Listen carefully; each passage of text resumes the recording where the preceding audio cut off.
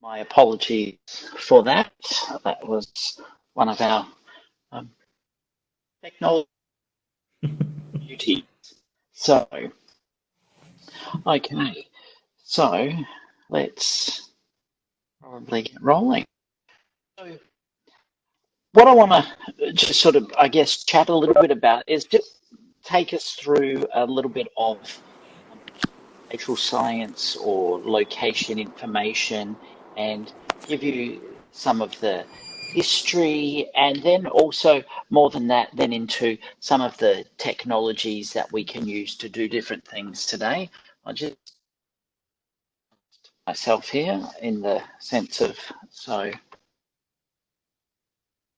see so firstly I'll start off with, as I often do, in saying um, what spatial science isn't. So I've just dropped a bunch of stuff.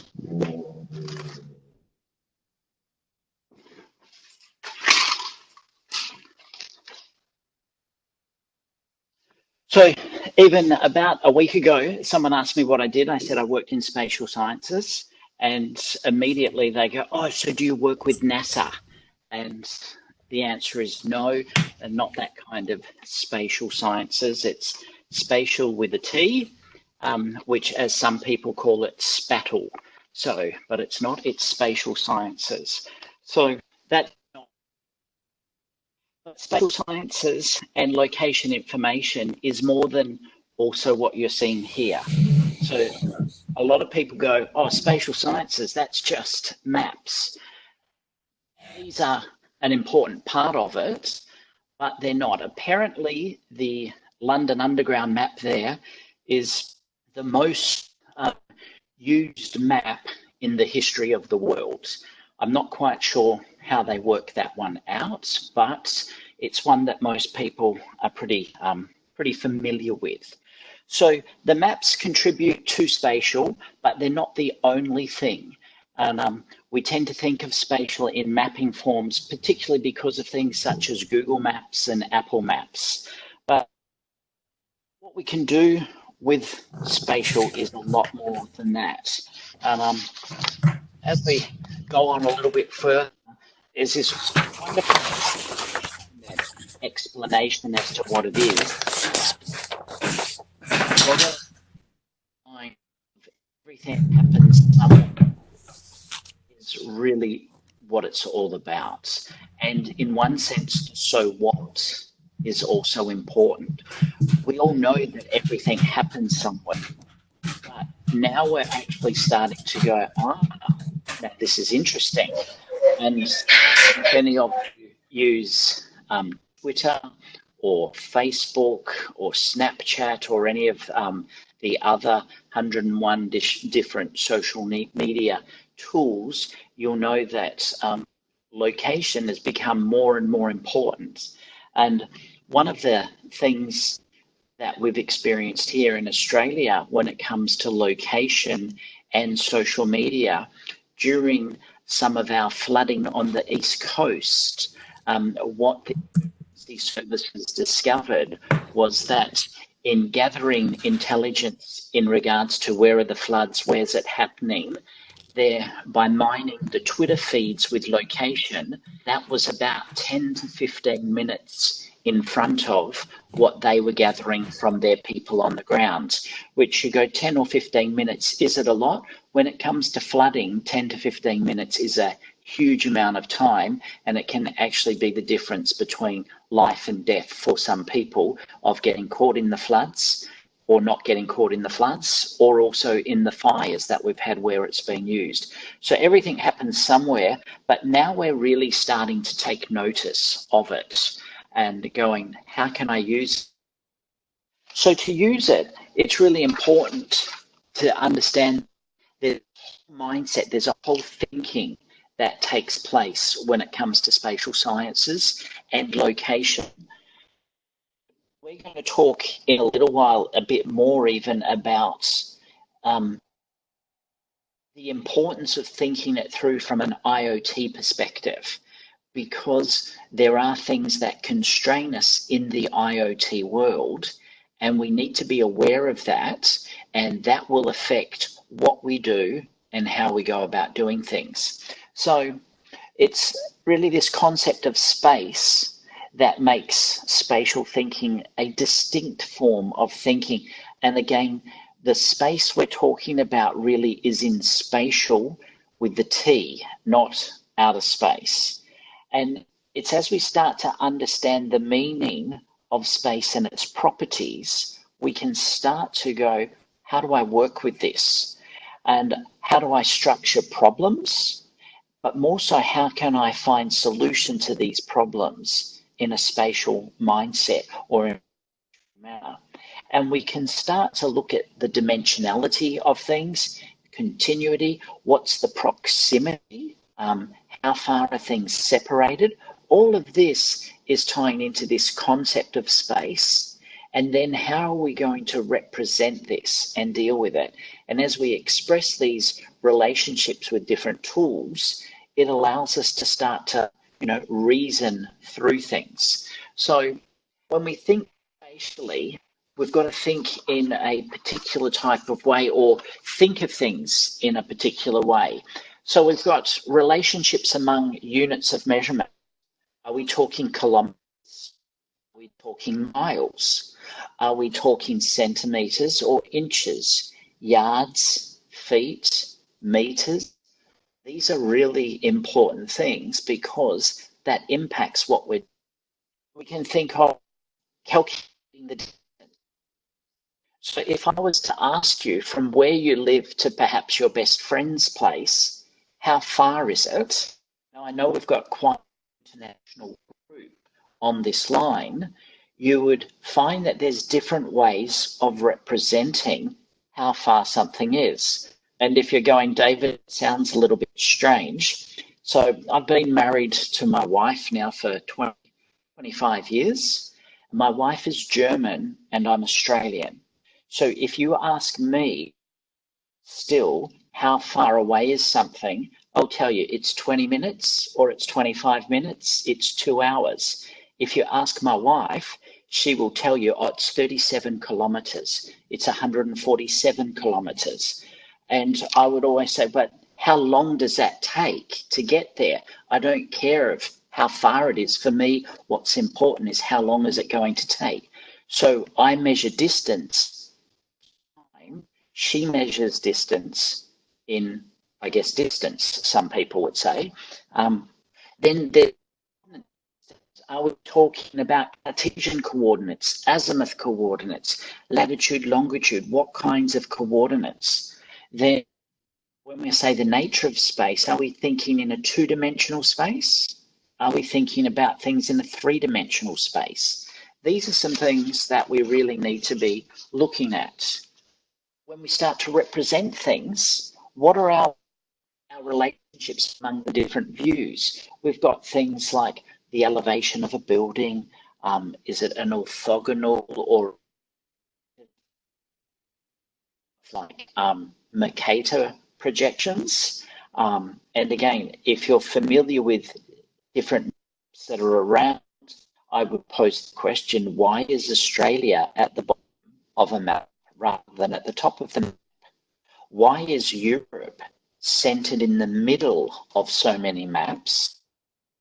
Is it really the center of the map? These kinds of things, because these are projections.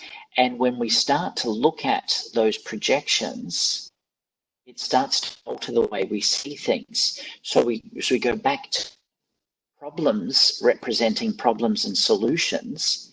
Misrepresenting things in space in a projection can actually cause us to think incorrectly about stuff. And I say the principles of graphic design, well, does it look good? Okay. It looks good. It often is easier to understand. So graphic design ties into it as well. And in this last thing of thinking spatially, we say shortest distance. Okay. When we start to think of the shortest distance, we have an expression here in Australia that we say, how far is it as the crow flies? Which means in a straight line. So from where I live, if I put in an address into Google Maps, it gives me initially a distance. But then when I click on directions, all of a sudden that distance changes because the first reading I got was in a straight line, but I can't get to certain places in a straight line, probably without getting arrested as I walk through people's houses and across backyards and things like that. So these kinds of things we have to be really thinking through. We can extrapolate, interpolate, make decisions. So I want to talk a little bit about Jon Snow. And many of you might know Jon Snow, but this isn't the Jon Snow I'm talking about, okay? And just to throw it out there, I've actually never watched Game of Thrones. So I know I'm one of the only people on the face of the earth who's not watched it, but I haven't. So I want to talk about this Jon Snow.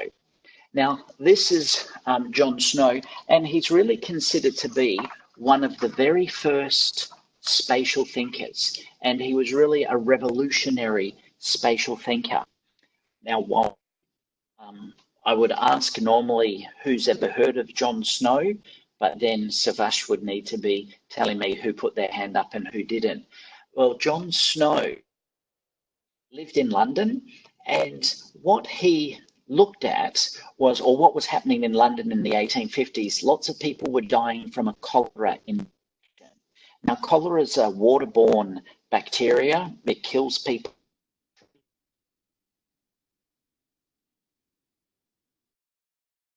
And what he did was he went, well, we've got these public taps that are spread around the city, and we've got people dying. So he looked at the public taps, and then from those public taps, he was looking at what was the proximity of people who were dying.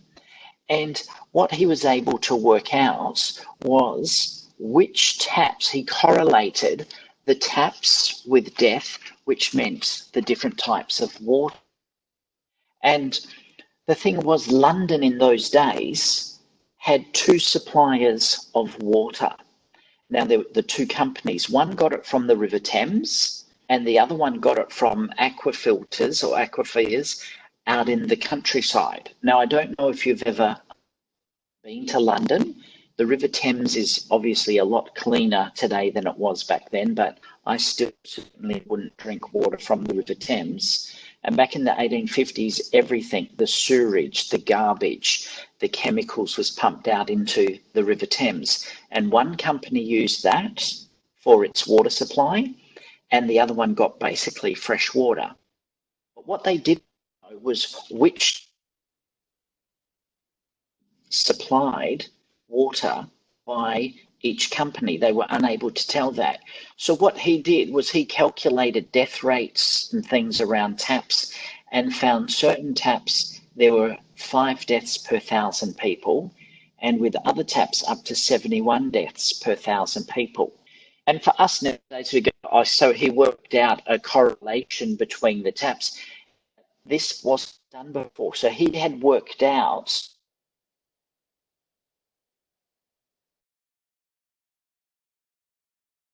close and start to make changes, and changed the course of the cholera outbreak in those times. So what we might think nowadays, well, I probably do as a spatial person, go, oh, that's pretty straightforward spatial science.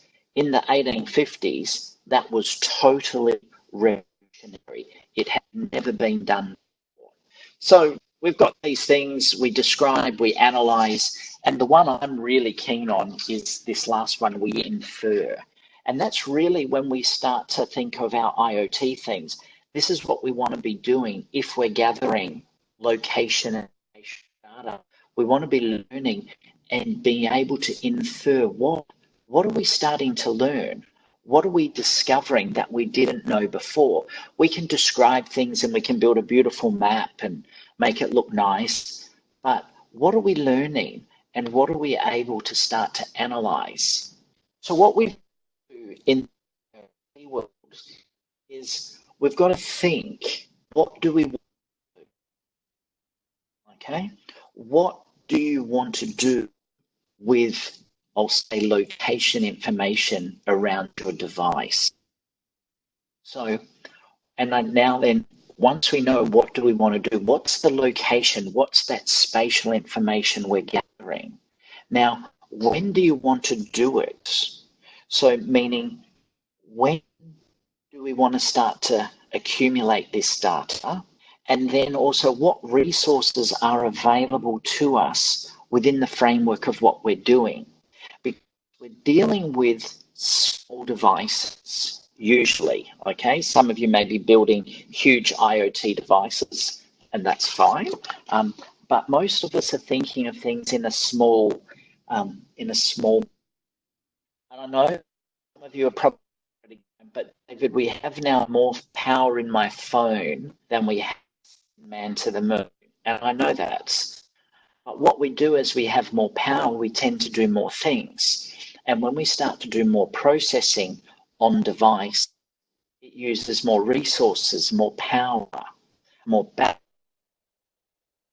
more networking. So we have to think through, what do we want to do?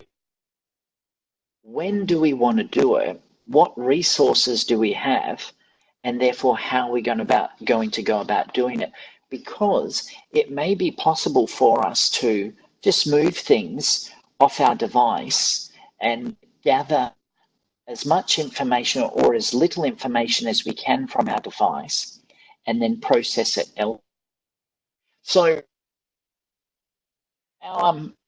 there's two major, what are called geographic information systems. And there are a lot out there, but the two major ones are Esri, which is the ArcGIS, ArcMap, ArcGIS Pro, and super powerful, proprietary, and it can be really expensive. Now, Esri has very, particularly what we would say the developing world, in supplying and providing governments who are moving into this spatial information field with all of their software for no charge.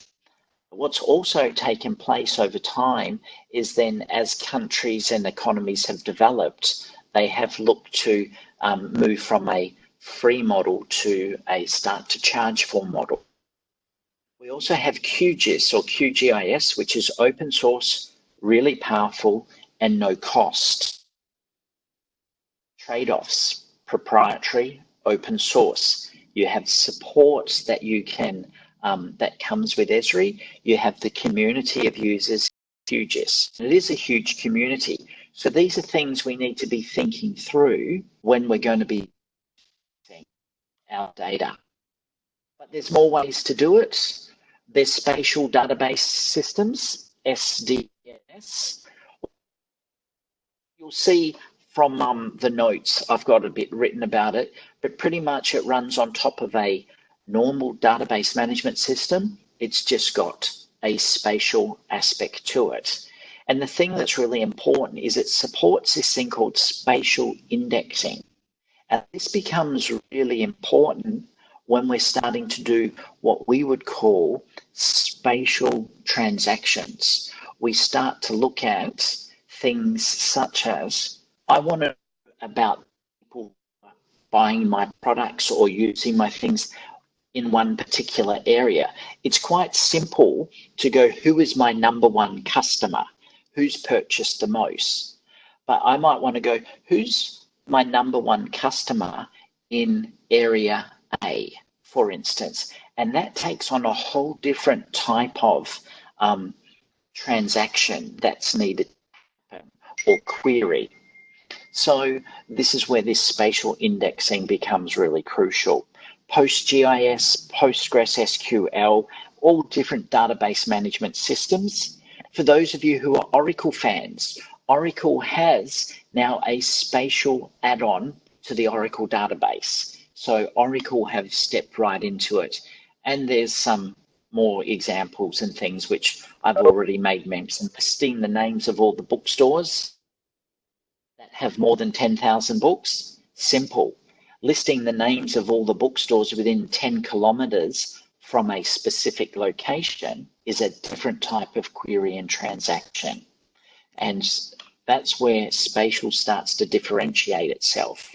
And some more about PostGIS, which is just some information for you. Probably the only thing I would mention from this slide is this thing called OGC, which is the Open Geospatial Consortium. And the Open Geospatial Consortium, this is just the group that is, it's an international organization that's responsible for the standardization of things related to spatial data. So they work in close connection with the W3C and building standards for spatial data on the web, spatial data transactions, and things like that. And there's some more really interesting things. And hey, there's a great look at a something from one of the databases. But I think the one I wanted to talk with us about, considering we're looking at IoT devices and the restrictions we have around them, is looking at what's a simple format that we might want to be using, and then transferring it from our device and processing it elsewhere. So looking at lightweight stuff. So JSON is a very popular format that I'm pretty sure most of you are familiar with. JavaScript notation, and that's just an example of what we've got. And you can see we've got name and then David McMeekin. So we've got a key and we've got a value, and we continue to build on this key value type of format. We then evolve it to a thing called GeoJSON, which really does exactly the same thing, and I'll move past those things, except what it does is it builds in a geographical or a geometry perspective. And what we can start to see here is it's looking really similar to what we've seen, but I've now got points, I've got coordinates, I can have these things called properties and start to display things. So what you see here is also what I've got here on this side, and what it's done is it's been able to visualize this, and I've got my marker, and this is obviously an image, but if I was to click on my location marker, I would get some of the information, the property. So it's a really simple format that can become really complex, obviously, but it's lightweight. It's really just text, and starting to transfer those around and then processing them can become really quite helpful. Now, for those of you who are familiar with JSON and you're going, oh, GeoJSON I haven't heard of before, it's exactly the same. It just has more features to it, or the geometrical features.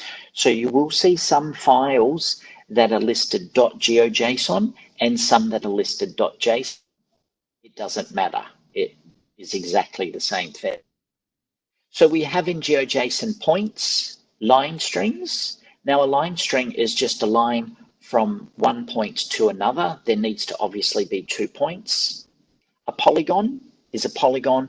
It engulfs or encapsulates an area, and your starting point and your ending point needs to be the same because your polygon needs to close.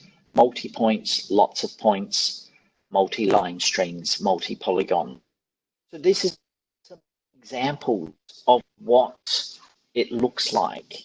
And we can add more and more features and then have more and more information embedded within our GeoJSON files. And this becomes really fun to process, just some more visualization of stuff, okay? Because it's a simple text-based form, it's really lightweight, we can move it around really easily, and they're extremely easy to parse and then start to extract information and all the way back into that spatial thinking, we can start to infer things. So we're wanting to find out and understand what's going on, see new knowledge being generated. We can start to do that in this way. And like I said, it's a real simple format to have gathering a little bit of information on our devices. Python, know we've a little bit on Python earlier on. Python provides some amazing libraries to process JSON and GeoJSON. And what's really nice is you can take an entire GeoJSON file and in one line of code in JSON, you transform it into a dictionary, and then you can start to do a whole lot more processing with it and analysis within Python. And it's some dictionary pieces, a bit of sample code. But if there's people who are wanting to look at this, we can talk about that, and I can provide some sample code in some places where you can have a look at some more code in depth. And just to sort of bring it a bit to a close, there's two libraries that are really powerful in Python, which I just can't remember if Valerie touched on Pandas earlier on in one of the courses. In case she didn't, because it might not have been part of what we're thinking of, Pandas is an extremely powerful data analysis library in Python and called a data frame. But then on top of that, we have GeoPandas, which gives us a whole lot of power, or the power of pandas in a geospatial map. So, and so that's just a little bit of an intro into location information, GIS type of things. And I think the important thing to keep in mind is why we need location. Is it okay? Don't collect for the sake of collecting data. If we've got a reason to collect, we probably don't need to. And I say, how much location do we need? How much information do we need about it? Do we want to process the data on our device? Do we want to do a little bit of fog computing, that combination of device and in the cloud? Do we want to visualize it? Do we need to visualize it from our device? Does our device have a screen that we need to do visualization on?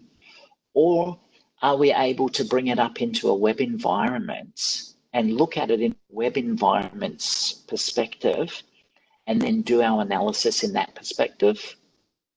And most importantly, when you think through all of those questions, what can you live with in regards to your device and that information that you want to collect? So that's just a little bit of a spatial types of information. So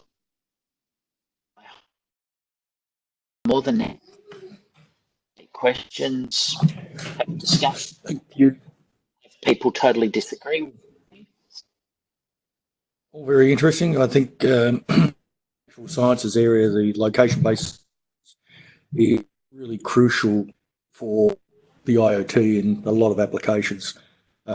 Just looking at things like logistics, if you've got a fleet of trucks out on the road, knowing where they are, what the traffic conditions are, rerouting them on the most efficient path, tying that to the fuel consumption, acceleration, how the driver's driving. There's so many things you can gather and make use of to improve the efficiency. Have we got anyone who has a particular question they'd like to ask? There's a question in the chat from Batya.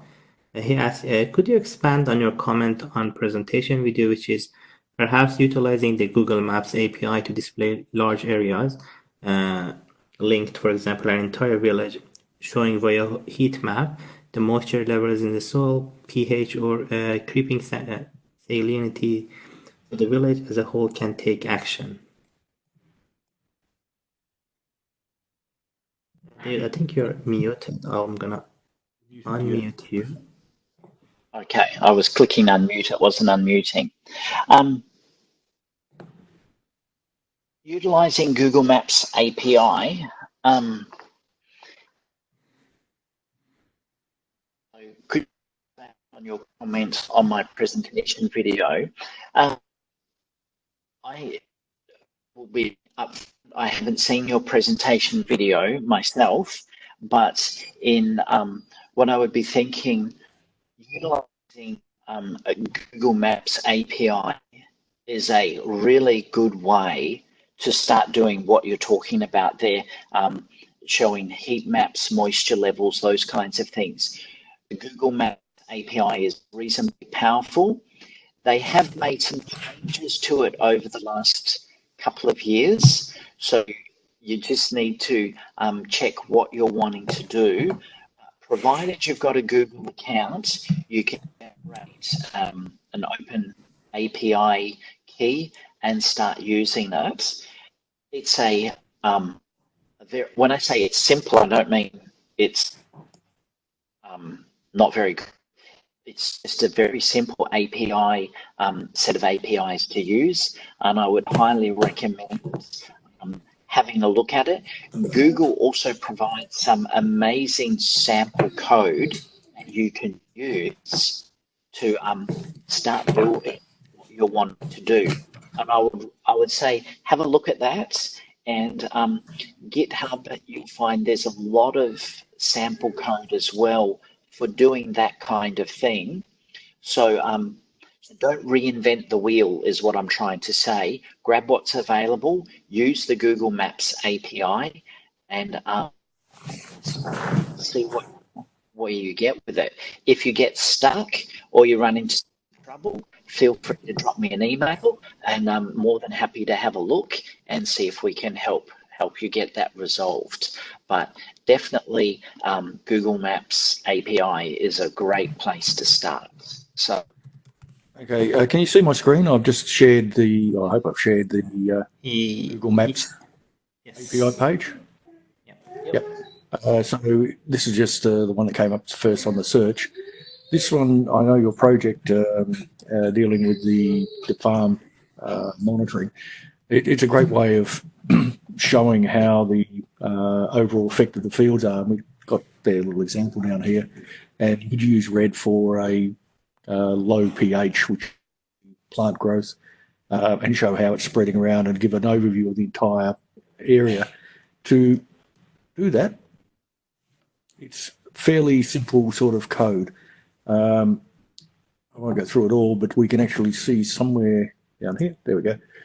There's our points that we're using. Don't know what points it actually uses or what reference frame it uses. But it is a case of writing out to the map the overlay for the heat map. So that actually is relatively simple. So creating a heat map, there we go. There's our data, what gradient we want, and then we convey it onto the screen. So it's not terribly difficult to do. I've had students do it before with a reasonable amount of ease. And it's a really good set of APIs, and there's lots of them for doing different types of maps. And I would say, if you're looking, when you say, so the whole village can take action, I think that's being able to show it in a visual way. And a short example, we've been doing an analysis area down in the south part of Western Australia. And when we built the map representation of it recently, what we noticed was there was this very strange line through one of the fields that didn't match the rest of the fields. And as we started to add another layer of data to our map, what we discovered was that there was a power line that went through where we had this strange line through the crops, if you like. So we were able to show it to the people in that area, and they went, oh my goodness, we thought that that power line wasn't being used. And they were going to look into whether that power line was still being used. And if it wasn't, it showed that there was still a residual damage to the grounds. And if it was being used, they were going to be talking to the power company about that wasn't meant to be used. So being able to display it in that kind of mapped environment gives everyone involved the ability to see what's going on, and it tends to cause people to take action. Right.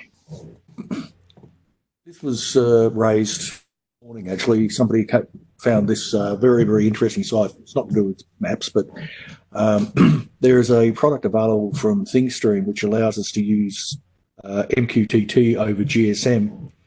And MQTT is a great way of getting your sensor data back. And the reason this is so nice is, number one, it's really, really cheap, but GSM is everywhere. In a lot of cases, we either have to put in our own LoRa network, hook into a Sigfox network. Wireless may not have the range. We may not have 4G or even 3G available, but generally it is. And this allows us to have a large number of devices with many, many messages at a very low price. So go to the lower cost ones. 500 messages per month is 25 cents per device. So that's a very, very low cost. If we look at the coverage on machine, you can do it. There we go. A lot of coverage we've got globally on GSM, which leaves out a couple of strange countries who don't still support it, but generally GSM is available everywhere. And I thought it was worth bringing up because it's a really good solution, particularly for those agriculture projects or projects that require wide area coverage. I think we had someone with a question there. Yes, there's a question from Anthony. He's asking, how common is GeoJSON used in the industry? It's extremely common. So, for instance, here in Australia, when you go to, we have a federal government data portal, and most of our states or provinces have their own data portals, and generally GeoJSON or JSON, the file that their data sets are available in. If you go into the United States, and I'll just take New York City, for example, they have an open data portal, and almost all of their data that they provide is available in multiple formats, and one of those formats is JSON. The European Union, it's huge, so it's extremely widely used, across the earth. It's a standard format for enterprise. So yeah, it's very common. Anthony, I think that answers your second question, which you were asking about. It's enterprise applications as well. So, how common is industry? Also, it's the same as JSON because it's just a JSON file format that includes the geometry they'll use. So it's again extremely common. One of the most common formats, along with CSV. So okay, things like OSM, OpenStreetMap, Open Indoor Street Map, are they along the same lines? Are they just as easy to use, or are they in common use? Very common use, particularly in the non-world. Street map is used quite significantly, and it's used a lot in the Western world, but for some reason it's had a lot of traction in the non-Western world, and it's considered some of the most accurate mapping that's been done of a whole lot of different parts of the world. So it's fairly straightforward to use, a little bit of syntax, but getting your head around their APIs is not super complicated. And again, OpenStreetMap, provides some really cool sample code that gives you some great ideas of what to do and how to do it, and then you just start to build on from that. So the indoor OpenStreetMap is a lot more of a recent development, but again, it's taking off. It's becoming quite popular, and at the FOSS4G conference, or the FOSS4G UK conference, there's been whole sections on indoor OpenStreetMap indoor, and indoor GML is another one of the big indoor type around. Apple has just released a new format as well. So we've got a question from Vijay Kumar. Is it possible to create a simple smartphone marketplace application to connect local farmers and retailers? Okay, it's not mapping David, but David, you are the mobile app developer as well. So would you like to comment on that? Market. Yes, I would say you probably don't even need to create it. You'll discover. I just noticed someone has said they can't hear me. I just replied to Sana. Yeah. Okay. We can hear you fine. Okay. Wait to see if she's back. So, Sana, can you hear the rest of us?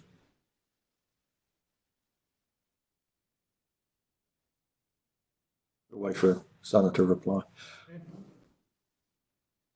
You want to finish that answer? Yeah.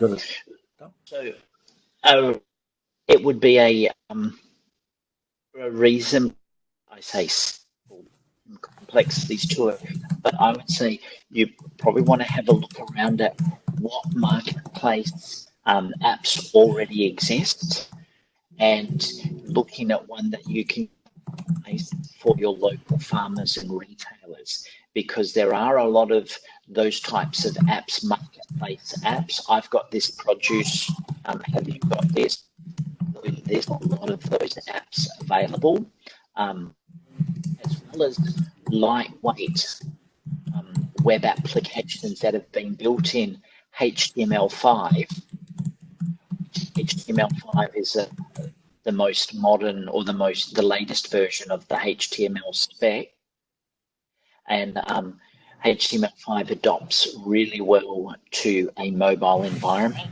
So you may find for something like that, you could actually use a set of web applications that would do that job just as well as native applications, and be a lot less expensive and already available. And you could customize it, logo it, and do all those things yourself. David, we have another question from KO. He asked, what do you think about Open Weather Map? The map?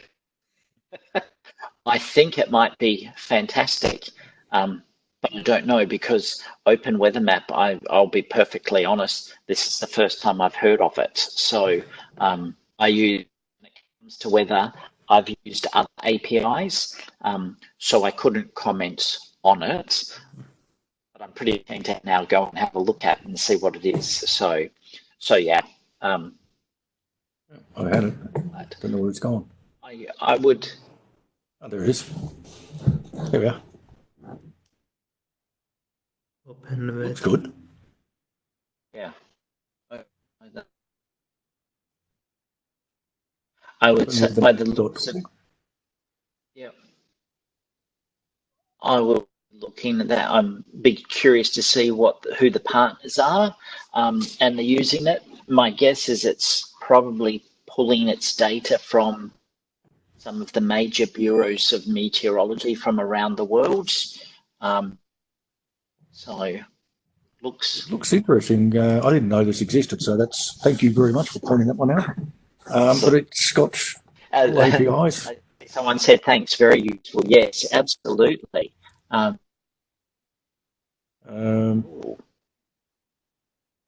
really, by geographic going to be. Doesn't that look familiar? And that's looking a little bit like a JSON file format there, or a GeoJSON. So, yep, looks good. Yeah, that's good. I really like that one because we do a lot of IoT projects that involve trying to get weather data. And I honestly didn't know that existed, so really good. Exactly.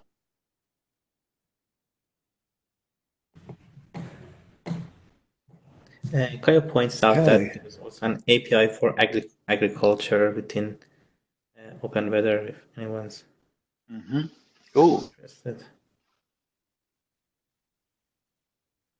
Yeah, you'll find one of the challenges comes to um, data accessibility is actually finding it. And we've worked here with the Australian federal government on making their data portals and their data more accessible to the public, because what you do discover is there's huge amounts of data, huge numbers of APIs available, but it's trying to find them. So, so this has already been really helpful for myself.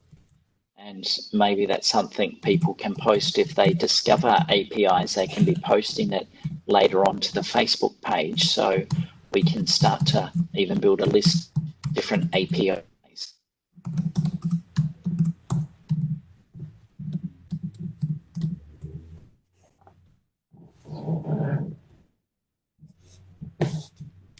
Okay, I'm just typing to son who can't hear anyone except Savash. Strange. Having a glitchy night. Yeah. Okay. It's funny, I've had is anyone else something? glitches running on my super fast broadband thing than I did on my mobile phone the last 5 or 6 weeks. What sort of internet have you got? 50. So, But is it fibre or is it? mode, Yuck. not to the. Everyone's watching Netflix at the moment and yours gets killed. Yep. I have a wonderful box just behind me that's fibre to the house. Oh, wow. Okay. Nice. And I do get the 50 meg. Yeah. Yep. 5 most nights, so I'm happy. We have one more question coming in from James. He asked, you mentioned web apps. Are you referring to progressive web apps? And can you suggest a programming language that works well with spatial data for mobile? Native is becoming one of the native. Have a mental blank. Progressive, basic, good one. Anything that's built in HTML5, React, not native, React is the one I'm thinking of. But React, you write in one and you can build into an iOS or a Google version app. But progressive web apps, you're looking at things that you can build. Really, I'm a fan of just HTML5 because it's lightweight and very, very, very efficient. There are a few different what you mean by the progressive web apps that you can build. Esri, who I mentioned earlier, they have a SDK, a software development kit, where you can build using their tools pretty much web apps that will close to native on either a Google Android device or an iOS device. So, but React is a really good one, but I would say if you don't want to dive into pure iOS, pure Android development, stick to HTML5, because at the core of HTML5, particularly with JavaScript, they have kept a mobile device as forefront in their. And Okay, I'm just. whole of geolocation and geospatial stuff built into it. So it's really good for spatial. We'll probably finish up then if nobody else has got any other questions they would like to pose. Remember, if you've having trouble getting your final report in, you need to contact us because we've got a limited amount of time to get things marked and the results in before edX shuts the course off. And if we don't have those marks in, we may have issues getting certificates out. So please try and get them in on time. If you're not going to get it in on time, please let us know so that we know we've got to put a priority on checking email, anything that comes in late. We prefer not to. Okay. Thank you, everyone. Thank you, David, for giving us that insight into GIS and location.